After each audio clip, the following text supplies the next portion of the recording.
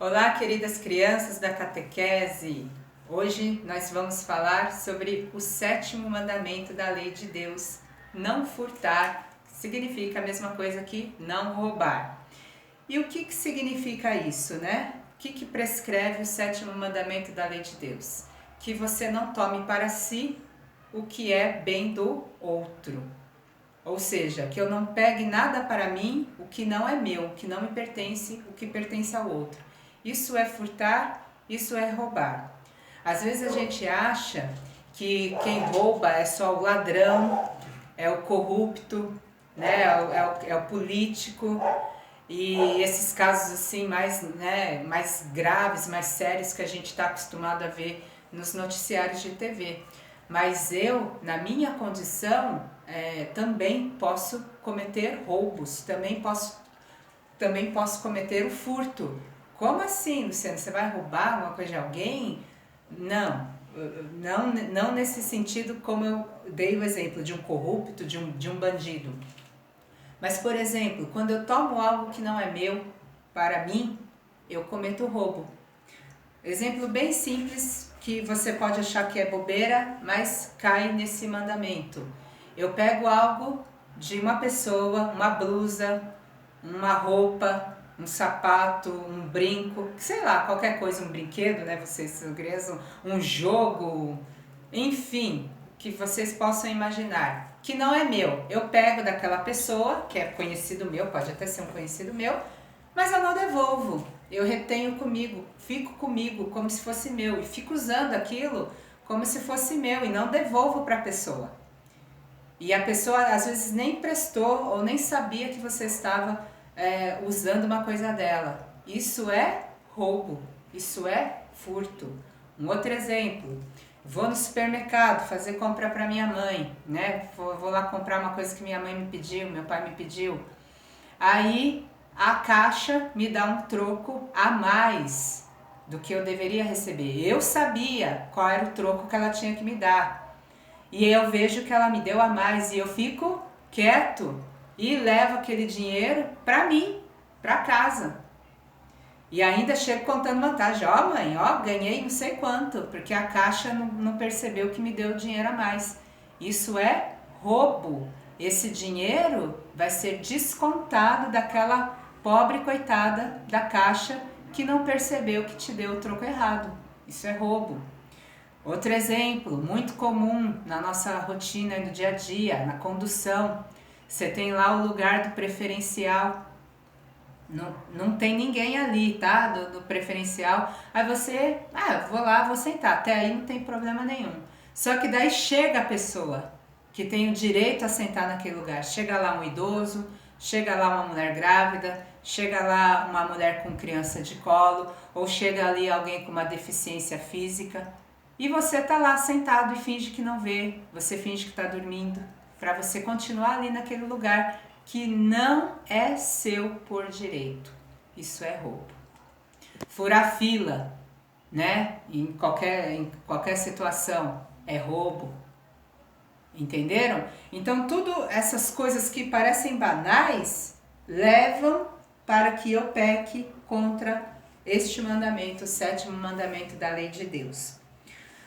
Vamos dar um outro exemplo também. Outra coisa que cai nesse mandamento, por exemplo, é eu não aproveitar bem das coisas que eu tenho. Nossa, até isso, sim. Por exemplo, você vai almoçar, vai fazer sua refeição e você come a mais, você enche seu prato ali a mais do que você precisa e desperdiça aquele alimento, né? Porque outra pessoa não vai poder comer aquele alimento, porque você já, você já comeu, você deixou, vamos dizer assim, que aquele alimento que poderia ser para uma outra pessoa, você desperdiça, você esbanja. Isso também é pecado contra o 7º mandamento.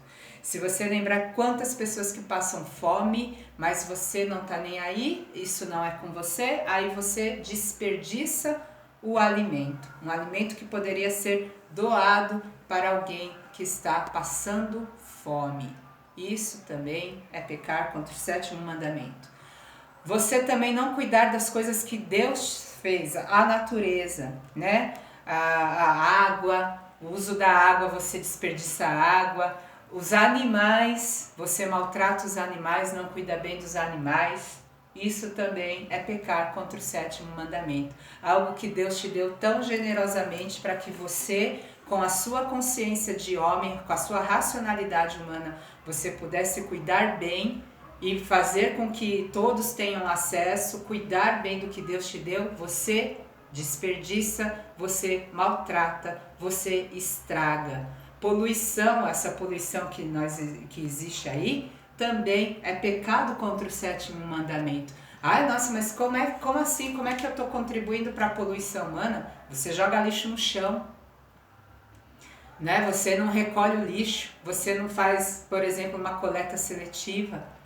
Você vai só usando, consumindo e vai jogando tudo isso no meio ambiente.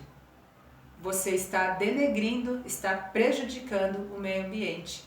Pecado contra o 7º mandamento. Eu tenho certeza que vocês, depois desses exemplos que eu dei, vai começar a examinar sua consciência no seu dia a dia, como você está fazendo, se você realmente está de acordo ou se você está pecando aqui contra o 7º mandamento. Eu trouxe para vocês aqui a parábola do administrador fiel, mas não vai dar tempo para eu falar. Mas depois vocês procurem, tá? No Evangelho de São Lucas, capítulo 16, versículos de 1 a 13, onde no final da história, a moral da história é que havia um administrador que ele era infiel e o seu patrão percebeu que ele era corrupto e vai mandar demitir aquele administrador. E aí ele, percebendo isso, ele começa a pensar, nossa, o que eu vou fazer, né? Eu vou ser mandado embora?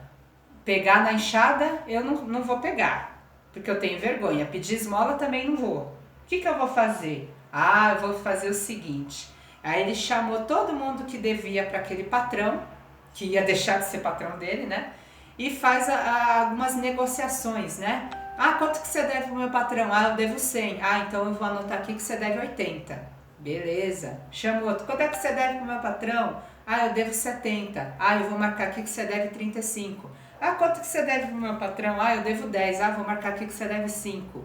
Então, essa esperteza do mundo de fazer negociações, de fazer essas estratégias para se dar bem, para ganhar vantagem, e Deus fala que ele admirou a esperteza desse administrador infiel. Não que ele admirou no sentido de concordar com o que ele estava fazendo, mas que olha só, que para uma coisa ruim, ele mirabolou toda uma estratégia para ficar bem.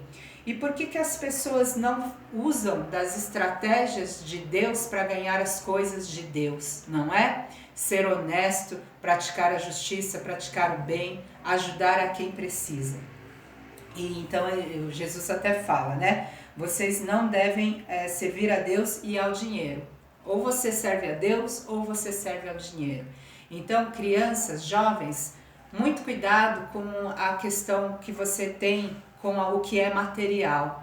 Se você anda exagerando no consumo, se você anda sendo uma pessoa que só está agora já jovem, já pensa em acumular coisas, em ter mais, em ter isso e ter aquilo, e cada vez mais, essa ganância, né? E você pense, você não tem muita roupa sobrando no seu guarda-roupa? Não tem muito sapato sobrando? Tantas coisas que você pede para o seu pai comprar, ou que você mesmo, não sei, já tem condição de ter, será que você não está esquecendo daquele que não tem?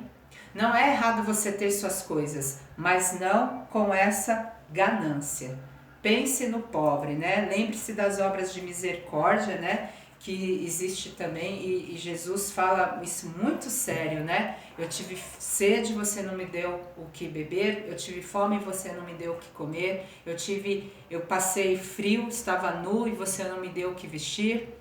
Então, obras de misericórdia, sede misericordioso como nosso Senhor é misericordioso. Pratique a justiça, pratique o bem, faça a caridade.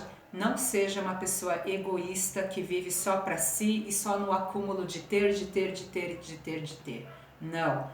Você, filho de Deus, um cristão católico, não deve pensar só em si. Você deve ser generoso com tudo que Deus te dá, e também distribuir e também refletir essa generosidade aos outros, praticando a caridade.